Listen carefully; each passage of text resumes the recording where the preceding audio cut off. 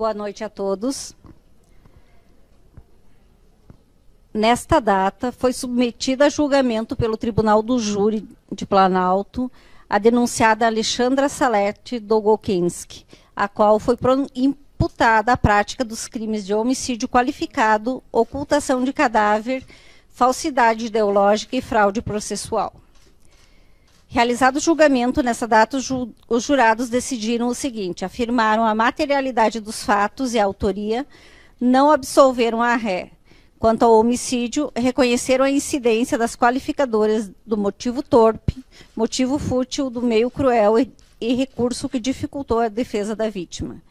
Isso posto, o Tribunal do Júri da Comarca de Planalto condena a ré Alexandra Salete Dolgokenski, qualificada nos autos, como incursa no artigo 121, parágrafo 2º, incisos 1, 2, 3, 4 e parágrafo 4º, segunda parte, combinado com o artigo 61, inciso 2, a linha E, todos do Código Penal, e com incidência do artigo 1º, inciso 1, da Lei 8.072, de 90. Artigo 211, com as agravantes do artigo 61, inciso 2, alíneas B e H, todos do Código Penal. Artigo 299, com a agravante do artigo 61, inciso 2, a linha B, todos do Código Penal, e fraude processual, artigo 347 do Código Penal. Decidida, pois, a tipificação da conduta da ré, passo a aplicar-lhe a sanção merecida de acordo com o disposto no artigo 492, inciso 1 do Código de Processo Penal e do artigo 59 do Código Penal. Homicídio. No caso, os jurados reconheceram a incidência de 4 qualificadoras, quais sejam motivo torpe, motivo fútil, meio cruel, dissimulação e recurso que dificultou a defesa da vítima, bem como a causa de aumento em razão do crime ter sido praticado contra a pessoa menor de 14 anos. Assim, a qualificadora de motivo torpe será utilizada para indicar o tipo qualificado, as demais como agravantes. A culpabilidade como fundamento... neste momento, a culpabilidade deve ser compreendida como juízo de reprovação da conduta, ou seja, aprecia-se o menor ou maior grau de censura do comportamento da pessoa acusada, que no caso excede ao normal. Com efeito, a conduta de vestir o corpo do filho com a mesma roupa que ele estava no dia anterior, atentar para ocultar também o par de chinelo e os óculos, e depois dizer que ele havia levado consigo R$200 que estavam dentro da Bíblia, revela que a acusada agiu com frieza, pensando nos mínimos detalhes, com o objetivo de eximir-se da responsabilidade. Nas 3 oportunidades em que foi formalmente ouvida, antes de indicar a localização do corpo, nos dias 15/5, 16/5 e 25/5, não apenas sustentou a versão do desaparecimento, mas também, e de forma sutil, tentou incriminar outras pessoas, inclusive seu irmão. Após matar e ocultar o corpo e comunicar à autoridade policial o desaparecimento do filho, fez o uso de redes sociais e dos meios de comunicação para fazer apelos e mobilizar a sociedade na busca de Rafael, quando sabia que ele estava morto e o corpo a poucos metros de sua casa. A acusada não possui antecedentes criminais. A conduta social da acusada é presumidamente normal. A personalidade, que se refere aos aspectos morais e psicológicos e a conduta, e resulta da análise do seu perfil subjetivo, cujo objetivo é aferir a existência de caráter voltado à prática de infrações penais. A análise independe de perícia e deve ser realizada de acordo com o livre convencimento motivado, com base nos elementos probatórios constantes nos autos. No presente caso, se revela normal. Os motivos e as circunstâncias do crime constituem agravantes e serão valorados na segunda fase. As consequências são as próprias da ação praticada e se constitui causa de aumento. O comportamento da vítima não contribuiu para a prática do fato. atentando para os critérios já expostos e atendendo às circunstâncias do artigo 59 do Código Penal e considerando a existência de uma circunstância negativa, aumenta a pena base na proporção de 1/6, fixando em 14 anos de reclusão. Segunda fase, os jurados reconheceram que o crime foi cometido por motivo fútil, meio cruel e recurso que dificultou a defesa da vítima, as quais são circunstâncias qualificadoras e também agravantes, previstas no artigo 61, inciso 2, a linha C e D do Código Penal. Outro sim, a vítima Rafael era filho da acusada, incidindo a agravante prevista no artigo 61, inciso 2, a linha E do Código Penal. Nesta fase, a jurisprudência reconhece que compete ao julgador, dentro do seu livre convencimento e de acordo com as peculiaridades do caso, escolher a fração de aumento ou redução da pena em observância aos princípios da razoabilidade e da proporcionalidade. Todavia, a aplicação de fração diversa de 1/6 exige motivação concreta e idônea. Sendo assim, considerando a incidência de 3 agravantes, aumenta a pena base em 1/6 para cada uma delas, fixando a pena intermediária em 21 anos. Terceira fase, a vítima Rafael contava com 11 anos de idade na data do fato, incidindo a majorante prevista no artigo 121, parágrafo 4º do Código Penal, que determina um aumento em 1/3. Assim, fixo a pena definitiva para o homicídio em 28 anos de reclusão. Ocultação de cadáver. Na primeira fase, não há circunstâncias negativas, motivo pelo qual fixo a pena base em 1 ano de reclusão. Na segunda fase, Rafael era filho da acusada e contava com 11 anos de idade na data do fato. Demais disso, o crime foi cometido para assegurar a impunidade do crime de homicídio, incidindo as agravantes previstas no artigo 61, inciso 2, B, E e H do Código Penal. Outro sim, a acusada confessou a prática deste crime, motivo pelo qual incidente a atenuante de confissão espontânea prevista no artigo 65, inciso 3, a linha D do Código Penal. Assim, considerando a existência de 3 agravantes não preponderantes e uma atenuante preponderante, aumenta a pena base em 1/6, fixando a pena intermediária em 1 ano e 2 meses de reclusão. Terceira fase, não há causas de aumento ou de diminuição da pena a serem consideradas, fixo a pena definitiva em 1 ano e 2 meses de reclusão. Na espécie, incide a pena de multa cumulativa, que, levando em consideração as circunstâncias acima examinadas, fixo em 10 dias multas, no valor unitário de 1/30 do salário mínimo nacional, na data do fato, tendo em vista as informações acerca da capacidade econômica da ré existente nos autos. Valor a ser corrigido monetariamente quando do efetivo pagamento.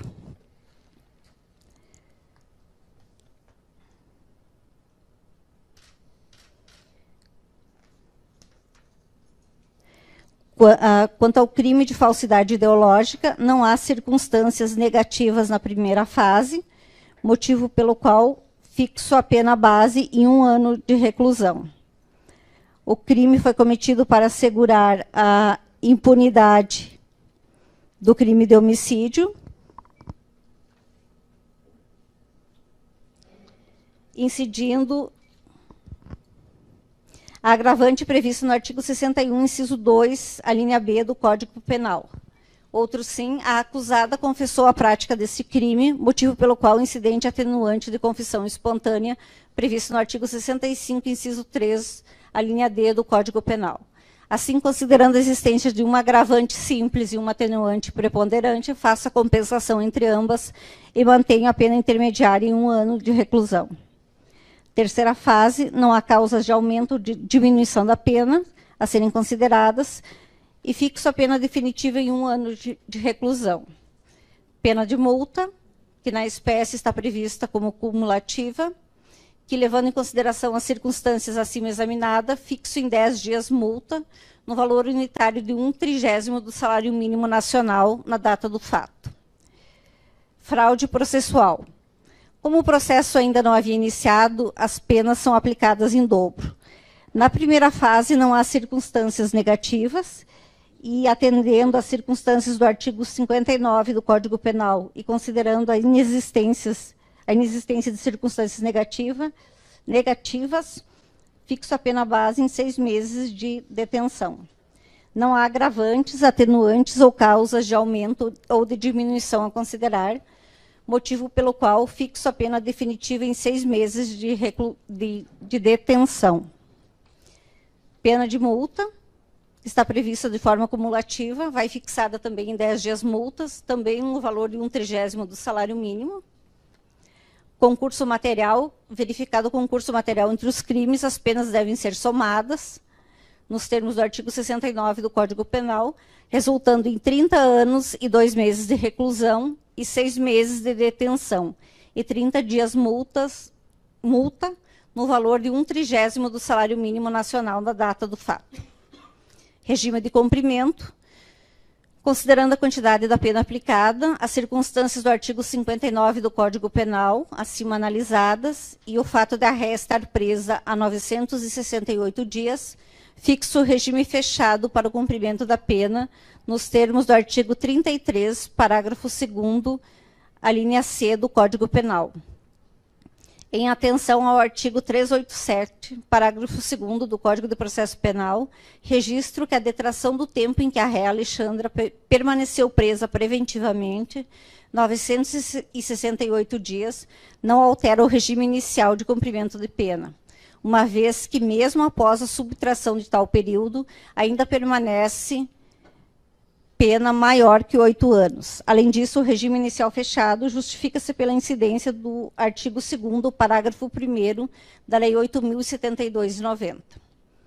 Não é cabível a suspensão da pena privativa de liberdade e nem a substituição, diante da ausência de pedido expresso na denúncia ou manifestação ou manifestação do assistente da acusação, deixo de fixar valor mínimo de reparação dos danos.